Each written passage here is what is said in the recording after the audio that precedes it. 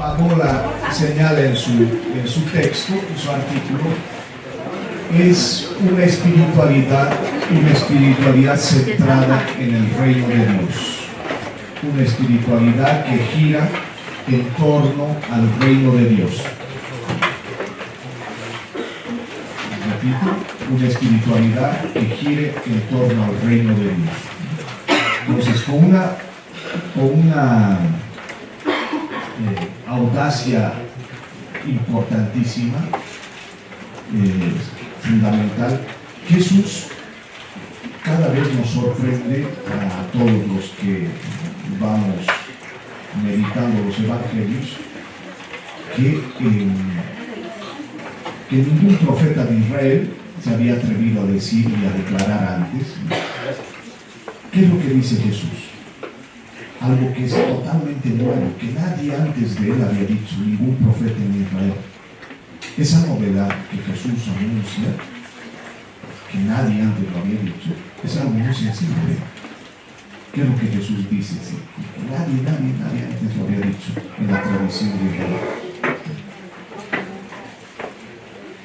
Dios está aquí, Dios ya está cerca, Dios está aquí, con su fuerza creadora y su justicia, tratando de reinar entre nosotros. Dios está ya aquí. Eso es lo que dice Jesús. Dios no está lejos, sino que Dios está aquí actuando, tratando de reinar. Ese es el reinado de Dios. Esa es la novedad, primera de Jesús. Nadie había dicho antes eso. Dios estaba en su atalaya, mirándonos de lejos. La atalaya de Dios como prisión de Dios. Ustedes salir de esa atalaya, mirando al mundo, contemplando el mundo. Lo de Jesús es diferente. ¿Qué es lo que nos dice? A diferencia de todos. Vean, Dios ya está aquí trabajando en medio de nosotros. Esa es la buena noticia. Es la noticia del reino de Dios. Se dan cuenta de la importancia de algo tan sencillo que lo repetimos 1000 veces, pero no nos damos cuenta de lo que significa. ¿Cuál es la novedad de nuestra fe cristiana? Que Jesús nos diga que Dios ya está aquí entre nosotros con su fuerza creadora de justicia, tratando de que su reinado sea realidad. Que Dios reine. Ese es el anuncio primero. Y ¿se acuerdan lo de Marcos? El tiempo se ha cumplido, el reino de Dios está cerca. Conviértanse y crean la buena nueva. Eso es lo que quiere decir. El Señor está aquí en medio de nosotros. Entonces empieza un tiempo nuevo y Dios quiere construir con nosotros implicados en ello, no sin nosotros. Es algo que yo siempre repito, ¿no? Dios siempre actúa y actúa en nuestra realidad, pero Dios actúa siempre con nosotros, nunca sin nosotros. O sea, pasa por nosotros Dios. Dios actúa, por supuesto que actúa, pero nunca sin nosotros, no nos obliga a nada. O sea, Él nos espera. Él nos espera. Entonces, Dios quiere construir con nosotros una vida más humana. Porque no puede aparecer una vida más humana sin nosotros. Entonces, ese es el gran símbolo del reino de Dios, que nos dice Pablo. Jesús recoge las aspiraciones y expectativas más profundas de Israel, el deseo, el anhelo que fue creciendo y anidándose en el corazón del pueblo, que está vivo entre todos los pueblos y que supo recrear de su experiencia de Dios, dándole un horizonte nuevo y sorprendente. Este es el proyecto del reino de Dios, del reinado de Dios, que constituye el principio estructurante de la espiritualidad de Jesús. La espiritualidad de Jesús está estructurada por por ese principio fundante del reino de Dios. La espiritualidad de Jesús se estructura en relación al reino de Dios. Obviamente, si buscamos una espiritualidad cristiana, tiene que ser una espiritualidad que esté estructurada en torno al reino de Dios, centrada en el reino de Dios. Y vean la relación del reino de Dios y su justicia. Esa es la expresión, el reino de Dios y su justicia. Cuando hablamos de la experiencia espiritual de Jesús, Jesús tiene una experiencia espiritual, la experiencia mística de Jesús, lo que Él vive. La experiencia mística de Jesús está en relación a su actividad profética. Nunca se desliga. La experiencia espiritual de Jesús está ligada a su actividad profética.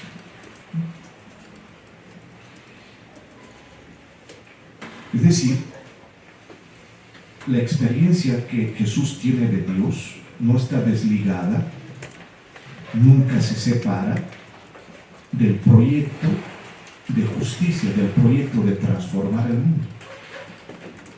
Eso está íntimamente ligado a la experiencia de Jesús. No se lo puede separar. La experiencia espiritual de Jesús no es una experiencia de un arrobo místico, ¿no? Un rapto místico que se va y sube a las nubes y dice, ay Señor, está qué bonito es. No. La experiencia mística de Jesús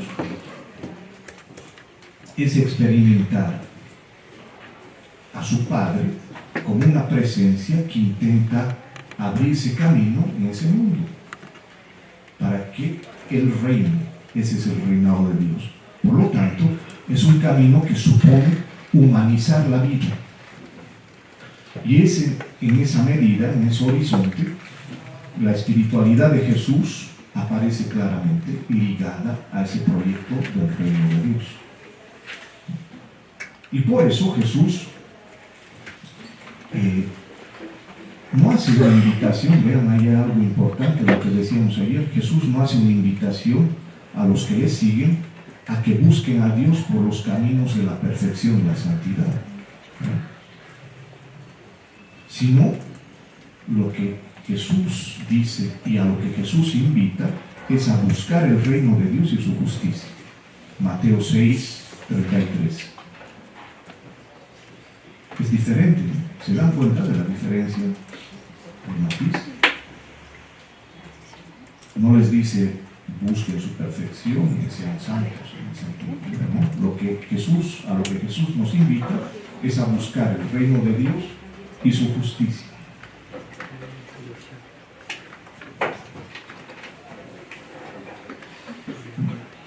Cuando nos dice conviértanse, no se trata simplemente de que nos convirtamos a que seamos más observantes de la ley, sino nos invita a que podamos entrar a vivir el reino de Dios.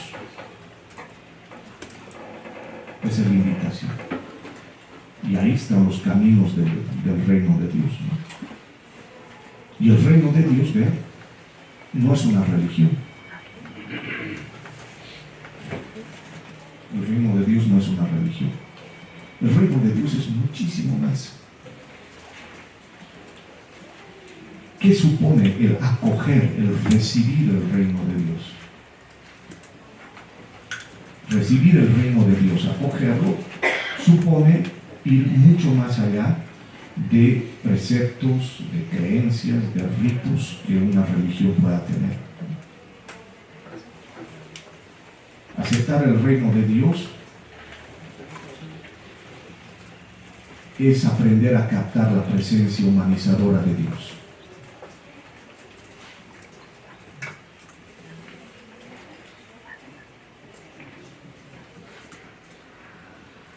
Y hay aquella afirmación del Evangelio de Lucas medio inquietante, sorprendente, misteriosa. El reino de Dios está entre ustedes. ¿Qué significa eso?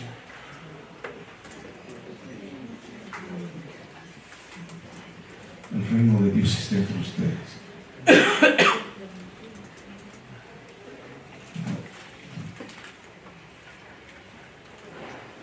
Claro, hay un riesgo, que sería una posibilidad de lectura, de reducir el reino de Dios simplemente a una realidad íntima, una realidad espiritual que se produce en el interior de cada persona y que se abre a la acción de Dios, ¿no? Sería una manera de reducir que el reino de Dios esté entre ustedes, o en ustedes, que es otra traducción. Pero ¿cuál es el modo de entender aquello? No podemos quedarnos en ello simplemente, me parece, sino hay que seguir otra posibilidad para entender esa expresión. Más bien, el reino de Dios está entre ustedes. Es decir, también ver que el reino de Dios tiene que ver con un proyecto de realización fuera de nosotros, que tiene que ver con la sociedad, y que no es simplemente un proyecto político ni un proyecto ideológico, que sería una pena identificarlo, que es mucho más. Lo que Jesús quiere, en realidad, es una transformación, es el reino de Dios que está en acción, una transformación que abarca la totalidad de la vida y que humaniza todas las dimensiones del ser humano. Normalmente, cuando se acoge el reino de Dios, obviamente se comienza acogiéndolo desde la interioridad, desde lo interior de cada uno de nosotros. Porque a partir de esa interioridad podemos convertirnos al Dios que se revela en Jesús. Y a partir de ahí se va haciendo realidad su conexión con la sociedad, una realidad social, que va también transformando esa realidad, esa realidad social, haciéndola cada vez más humana. Y ahí, si pensamos en la oración de aquel que busca el reino de Dios, es un subtítulo que tiene Pablo, la oración del buscador del reino de Dios. ¿Cómo es la oración del que busca el reino de Dios? Los misioneros, los cristianos en general, somos buscadores del reino de Dios. ¿Quién es el misionero? Es un buscador del reino de Dios. ¿Ya? Jesús deja a sus discípulos, a sus seguidores, una manera de orar, ¿verdad? Que la conocemos todos. Digan esto, ¿no? Y tengan sus palabras. Jesús nos deja una oración para que nosotros podamos alimentar, pues, nuestra espiritualidad, la espiritualidad de Jesús, ¿no? Y esa oración que nos deja es el núcleo de la identidad de muchos seres humanos, ¿no? Que están comprometidos con esa búsqueda del reino de Dios. Y es una oración que se confía al Padre. Una oración confiada al Padre de todos nosotros. ¿Y qué es lo que dice esa oración? Bueno, no les voy a repetir, sino que en su oración está subrayada la fraternidad universal. Y en esa oración se recogen esos tres grandes deseos, esos tres grandes anhelos, y esos tres grandes anhelos están centrados en el reino de Dios y en cuatro deseos, cuatro gritos que nacen desde las necesidades más básicas del ser humano. Si retoman el Padre Nuestro, verán que está aquello.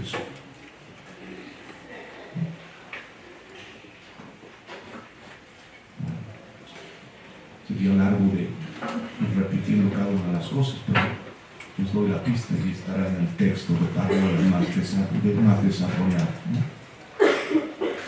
Tiene que ver con el reino de Dios, ¿no? Venga tu reino, eso es lo que decimos.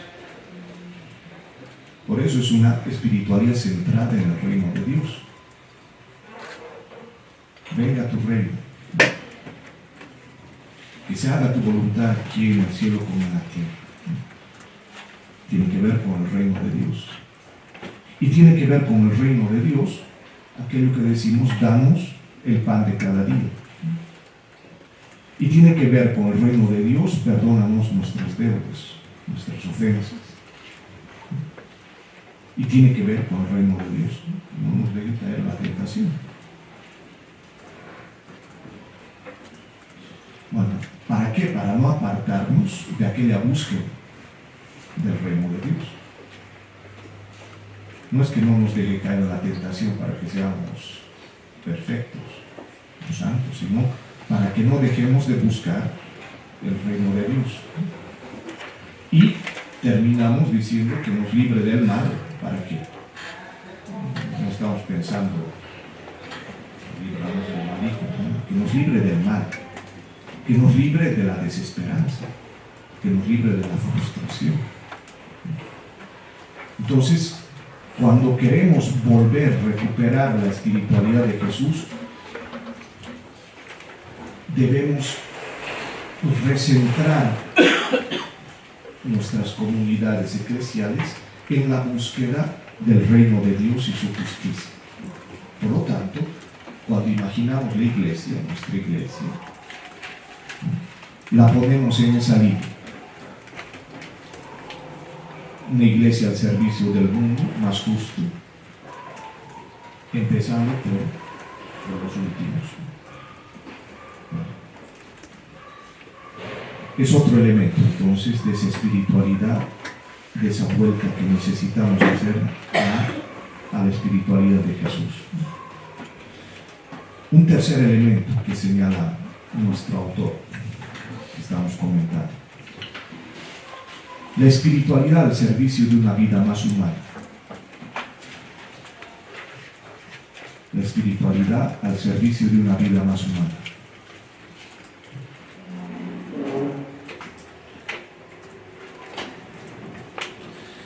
Y ahí Jesús comparte con todos los judíos, con todos los de su pueblo, la creencia en un mismo Dios que es creador del cielo y de la tierra, no es diferente, ¿no?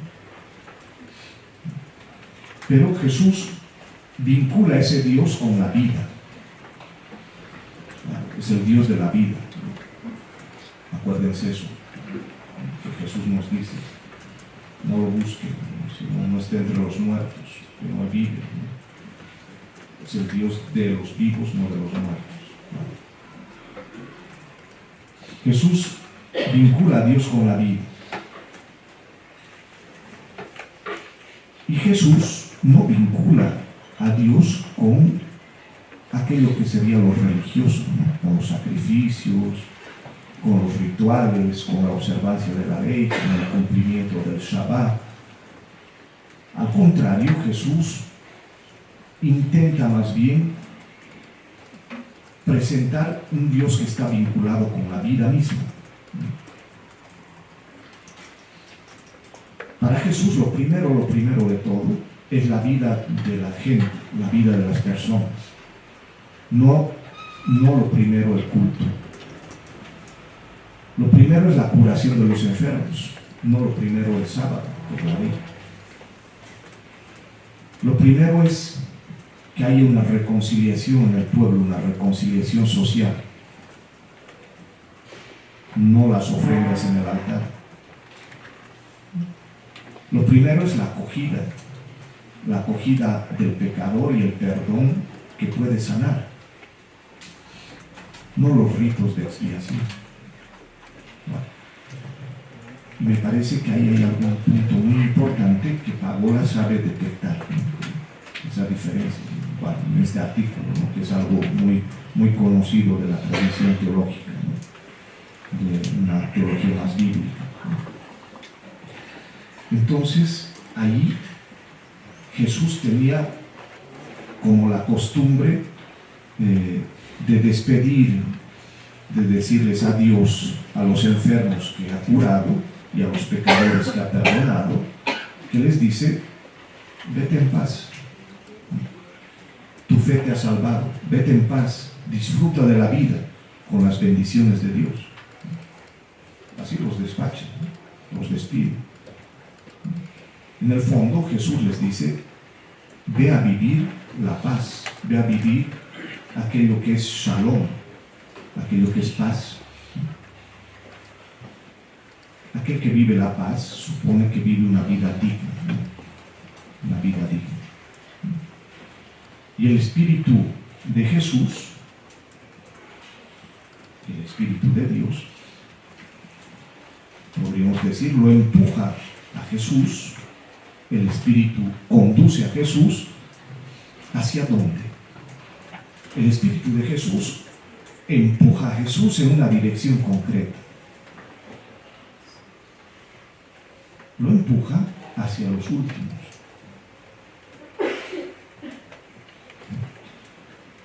Los primeros en sentir esa vida más digna y liberada han de ser aquellos para quienes la vida no es vida. Nada. Y a partir de ahí hay varios textos evangélicos que van en esa línea, ¿no? Es nuevamente lo de la sinagoga de Nazaret, lo de Isaías, ¿no? El Espíritu del Señor está sobre mí, me ha enviado para anunciar la buena nueva a los pobres, me ha mandado para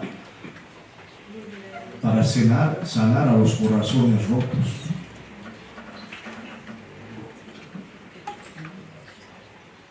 para anunciar a los cautivos la liberación y para aquellos que están presos, encarcelados, la libertad. Y que Dios reina, es el año de gracia del Señor, de Yahvé.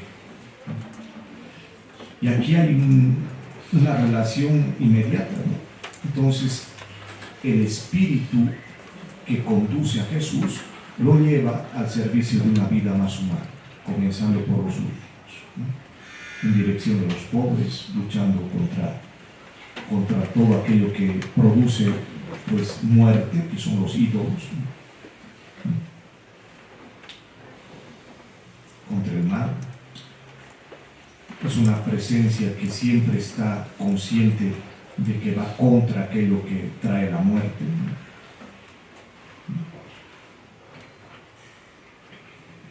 Critica esa relación con el dinero, ¿no? Jesús, porque el dinero trae la muerte, porque es un ídolo, es mamón, ¿no?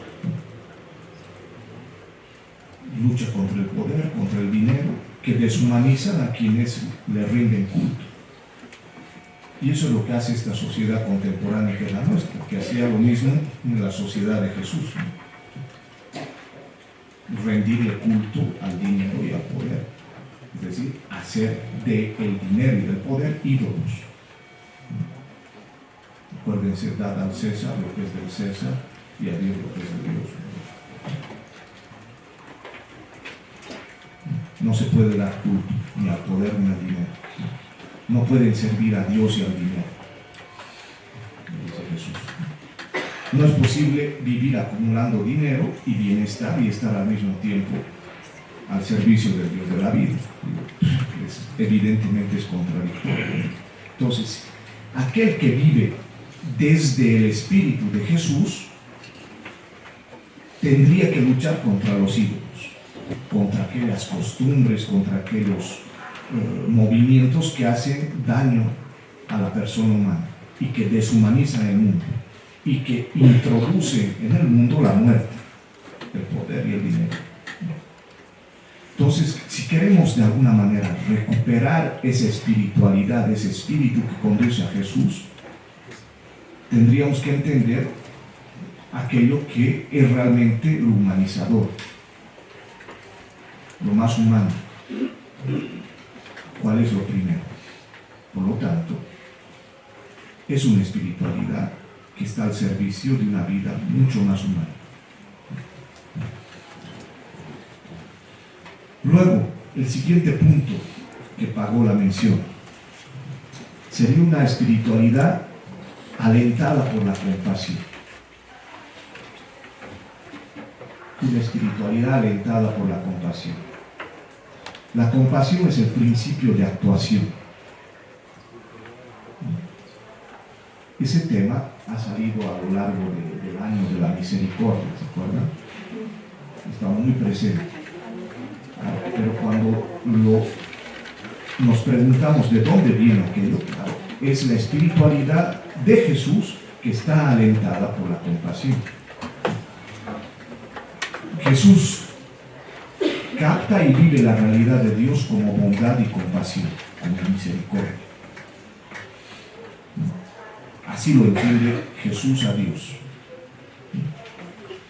Y Jesús define a Dios no a partir del poder ni de la sabiduría, sino a partir de aquello que sale de lo más profundo de Dios, de las entrañas maternales del Padre. Aunque parezca contradictorio, ¿no?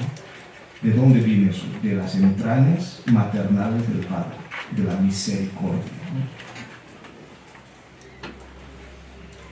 Y la compasión es el modo de ser de Dios. Dios es así. ¿Cuál es el modo de ser de Dios? El modo de ser es la compasión. La experiencia de Dios que Jesús nos comunica es aquella, el Dios de la misericordia. Y eso aparece presente en las parábolas de Jesús, que son profundamente conmovedoras y que nos revelan teológicamente, podríamos decir, el ser de Dios. Las parábolas no solamente son cuentitos, relatos, sino lo que la parábola nos revela es lo que es Dios en sí mismo. ¿Cómo es Dios? ¿De dónde lo sabemos? A partir de esas parábolas, claro.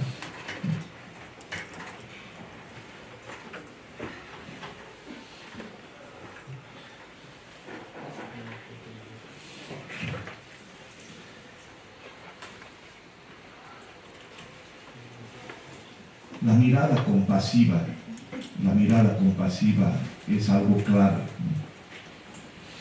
Cuando vemos la vida de Jesús, lo que vemos es que Jesús, lo que podemos observar es que Jesús actúa siempre desde la compasión. Al desembarcar vio mucha gente, sintió compasión de ellos y curó a sus enfermos. Mateo 14:14. Al ver a la muchedumbre, sintió compasión de ella, porque estaban abandonados y abatidos como ovejas que no tienen pastor. Mateo 9:36. Les voy a poner en la nube esta tarde un artículo sobre el Evangelio de la Misericordia, un artículo escrito por mí sobre el Evangelio de la Misericordia. El año pasado se los pasé a los que estaban en el curso. No sé si lo llegaron a leer, supongo que no, porque ya no tenía tiempo. Pero ahora podría quemar en esta línea, ¿no? ¿Cuál es el Evangelio de la Misericordia? Bueno, entonces la vida de Jesús, el espíritu de Jesús está como transido de esa misericordia, de esa compasión. La espiritualidad de Jesús hace vivir a sus seguidores atentos al sufrimiento de las personas. La espiritualidad de Jesús hace vivir a los seguidores, a sus discípulos, estando atentos al sufrimiento de las personas. O sea, no podríamos ser seguidores de Jesús si no estuviésemos atentos al sufrimiento de las personas. Y ahí, lamentablemente, tenemos mucha responsabilidad. No siempre estamos atentos al sufrimiento de las personas. Y el sufrimiento se nos pasa por alto. Porque muchas veces somos pequeños tractores, ¿no? Misioneros tractores, ¿no? Hay diferentes tipos de misioneros, ¿no?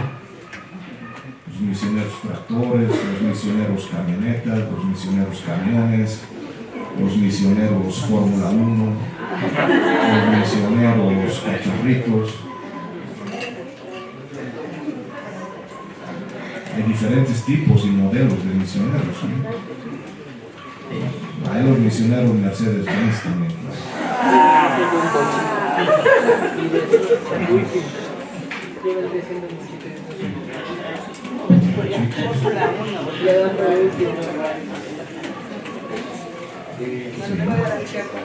Claro.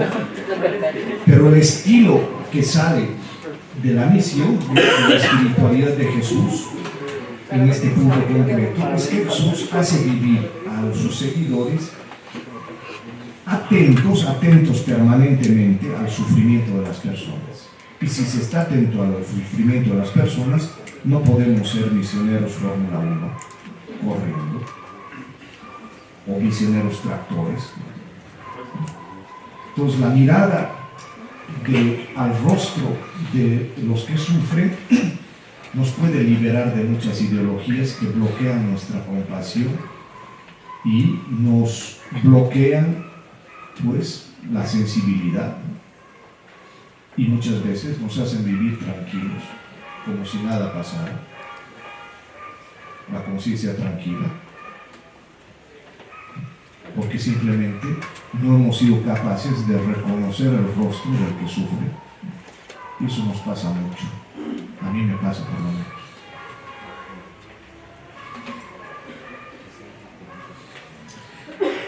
Y esa espiritualidad de Jesús, atento al sufrimiento de los otros, alentada por la compasión,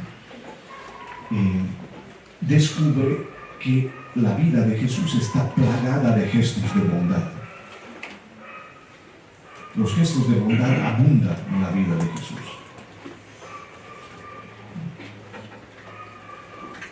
Jesús es el modelo del hombre de la bondad, del hombre compasivo. Ahí aparece la palabra, obviamente, del buen samaritano, que ve al herido en el camino, se compadece y se hace prójimo. Siempre está en esa dinámica, gestos de bondad, gestos de bondad. Jesús camina dejando siempre gestos, haciendo gestos de bondad y de compasión. Se acerca a los niños, se acerca a los huérfanos, bendice a los enfermos, toca a los leprosos, recibe a las mujeres, las escucha, acoge a los que son indeseables, come con los pecadores, recibe a los que son indignos. Bueno, todo eso describe esos gestos de bondad, de misericordia. Y esos gestos no son gestos normales, gestos convencionales. Son gestos que están orientados a afirmar la vida y la dignidad de los seres humanos. Y todo eso va acompañado, como veíamos antes, con esa indignación profética, porque muchos gestos de bondad van acompañados con la indignación. Claro, Jesús no es un suavito, así que no es un naif, no es un ingenuo. Es tan bueno que se le puede tomar el pelo. No, va con indignación también, es indignación profética. Bueno. Luego, el siguiente punto que propone en esta espiritualidad de Jesús, el autor, es una espiritualidad curadora. Espiritualidad curadora. Se trata de curar la vida, en primer lugar. Y lo central de todo esto es que Jesús vive a Dios y trabaja para abrir caminos a su reino de paz y justicia. No es tanto el pecado, la moral o el culto, sino el sufrimiento y la enfermedad. El deterioro de la vida, ¿no? Es la enfermedad. las condiciones malas, condiciones insanas de la sociedad, ¿no? La falta de justicia, la compasión solidaria, la falta de compasión solidaria, ¿no? Entonces, la gente que vive cerca de Jesús o que encuentra a Jesús se da cuenta del contraste que había entre Juan el Bautista y Jesús. Claro, la gente capta el contraste, ¿no? La diferencia. Sabemos que el camino profético de Juan el Bautista estaba orientado ese camino hacia la lucha contra el pecado, ¿no? Ese es el anuncio de Juan Bautista, ¿no? Sobre todo, ¿no? Y la preocupación de Juan Bautista era denunciar los pecados del pueblo, ¿no? Hasta el punto de denunciar el pecado de Herodes, ¿no? Que le cuesta su cabeza, ¿no? Entonces, esa era su preocupación, denunciar los pecados del pueblo. ¿Por qué? Porque es necesario llamarlos a la conversión para purificar el rito del bautismo a los que llegan al río Jordán. Si se dan cuenta, Juan el Bautista no cura a ningún enfermo. Tampoco Juan Bautista toca a los leprosos. Tampoco el Bautista libera a los poseídos por espíritus malignos. El Bautista no alivia el sufrimiento. El Bautista en el fondo no hace gestos de bondad que se vean, no los desconocemos por lo menos. El Bautista no cura la vida. Pero al contrario, Jesús va a hacer todo aquello que no hizo el Bautista. Por lo tanto, la vida de Jesús, la espiritualidad de Jesús, no está centrada en combatir el pecado, sino en curar la vida. Y eso es una gran diferencia, ¿no? ¿Se dan cuenta del contraste? Es el estilo propio de Jesús.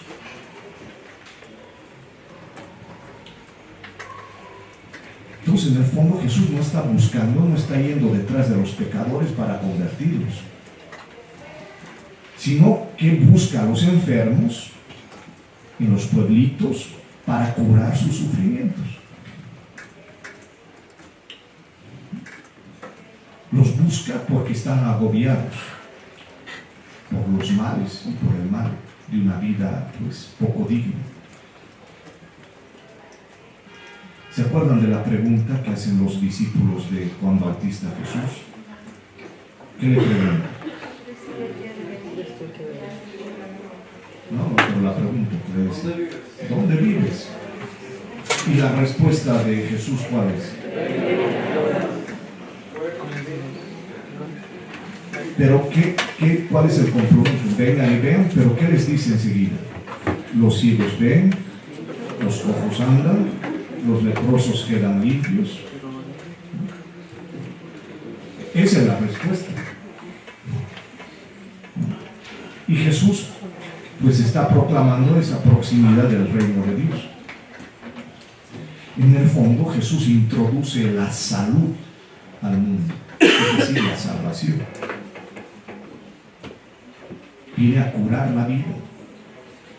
No le interesan mucho los pecadores, ¿no? En el sentido de se convierta, sino pues interesa curar la vida, ¿no? Porque hay una relación. Si cura la vida es que está perdonando los pecados, por supuesto.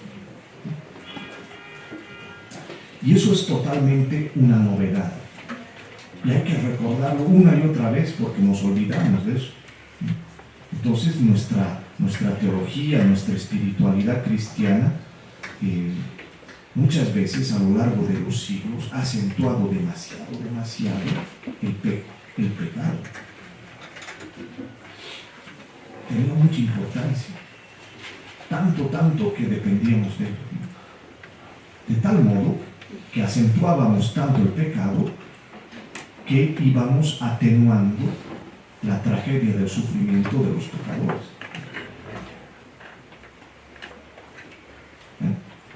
¿Qué es lo que decimos? Más bien ahora ya sabemos claramente que nosotros, la Iglesia, condenamos claramente el pecado, pero no a los pecadores, ¿no? Pero comúnmente nos llevaba a olvidarnos del sufrimiento de los pecadores.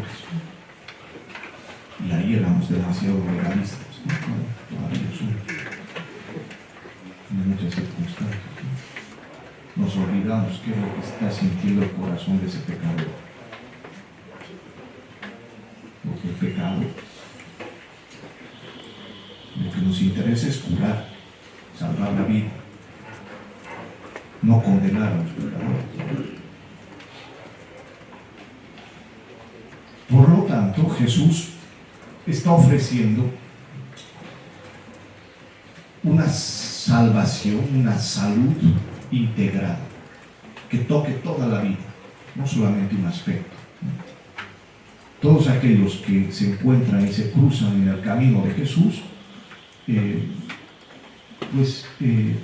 van a encontrar la curación de Jesús.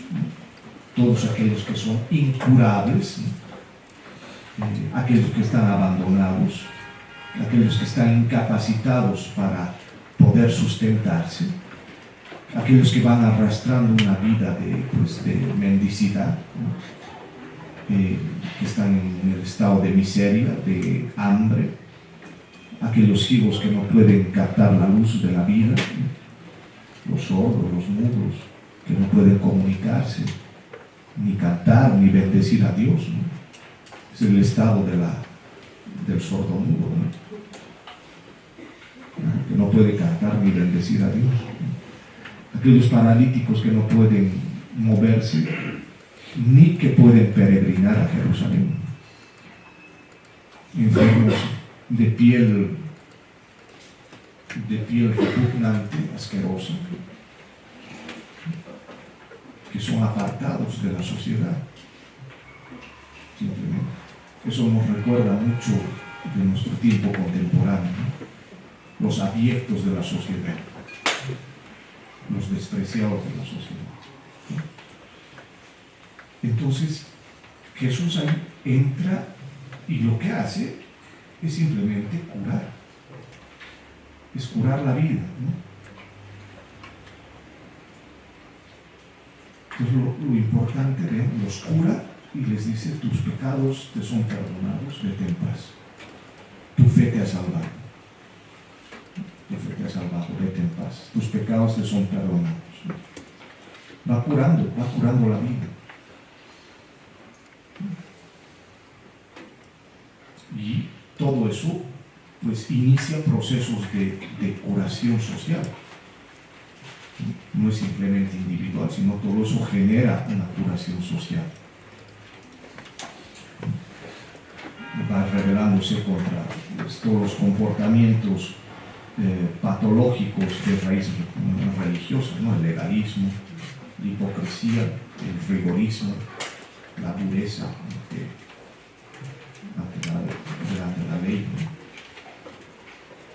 Entonces, en el fondo, Jesús no solamente sana las enfermedades físicas, sino que Jesús es también un sanador de la religión. Sana la religión, es decir, libera de miedos, favorece la libertad y nos saca de servidumbres baratas, ¿no? Y lo que atrae hacia nosotros es el amor de Dios y no hacia la ley. ¿Por qué? Porque despierta la compasión y no el resentimiento. Bueno, eso es importante.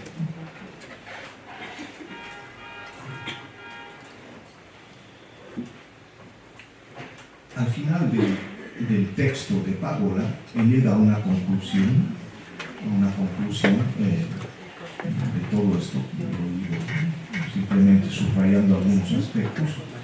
Y dice lo siguiente: la existencia profética de Jesús alcanza su culminación al ser crucificado. En la cruz se revela de un modo definitivo su pasión por el reino de Dios y su compasión por las víctimas, asumiendo su aflicción hasta el final. La cruz es un punto de llegada que nos revela y confirma todo aquello que Jesús va haciendo desde esa espiritualidad que vamos detectando en él, desde ese movimiento que el Espíritu provoca en Jesús.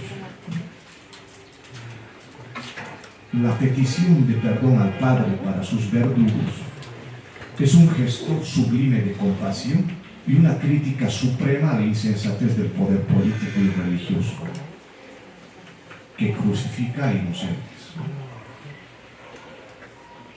Por otro lado, nos dice la conclusión Pagola, su grito a Dios, cuando está en la cruz, identificado con todas las víctimas, pidiendo alguna explicación a tanto abandono, y su entrega confiada al Padre quedan en los labios del crucificado, reclamando una respuesta de Dios más allá del amor.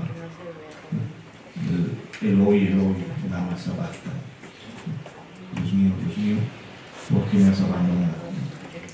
O aquella otra frase de Jesús, que aparece en los labios de Jesús, que es: Padre, en tus manos encomiendo mi espíritu. Que en el fondo quiere decir: Padre, en tus manos quedan encomendadas, quedan nuestras vidas. Es eso, en tus manos encomiendo mi vida. Y la resurrección del crucificado desautoriza al representante del imperio y a todas las autoridades del templo, pues constituye la intervención definitiva de Dios, es la realización más próxima, ¿no?, que va concretándose el reinado de Dios, la realización definitiva de Dios, que abre posibilidades a un futuro nuevo. Por lo tanto, la esperanza nueva es introducida por Jesús en un mundo que solamente es posible proclamar esta esperanza desde la fe en un Dios que no abandona a las víctimas, un Dios que libera, y que no tiene por qué acomodarse a las pretensiones de los poderosos ni a seguir los caminos de los que se consideran buenos, ¿verdad? Entonces ahí hay una actuación continua, curadora de Jesús, que sana a los enfermos, que anuncia la salvación que nos ofrece Dios, etcétera, etcétera. Lo importante entonces, aquí tenemos una pista, unos elementos fundamentales de esa espiritualidad cristiana, que sería una espiritualidad centrada en Jesús. Entonces, esa conversión necesaria de nuestras comunidades eclesiales, de la iglesia, nuestra iglesia, se trata de una conversión al Espíritu de Jesús que anima la vida entera de Jesús. Eso es lo que decíamos al inicio. Entonces, cada uno de nosotros necesitaría hacer ese camino de conversión al Espíritu de Jesús. Una vez que entremos en ese movimiento, podemos decir que estamos captando la espiritualidad de Jesús como cristianos. Y esa espiritualidad de Jesús, así captada, poco a poco, podría conducirnos a articular cada uno de nosotros aquello que es urgente para hoy día, para una espiritualidad misionera. ¿Qué rasgos debería tener la espiritualidad misionera a partir de esa espiritualidad de Jesús?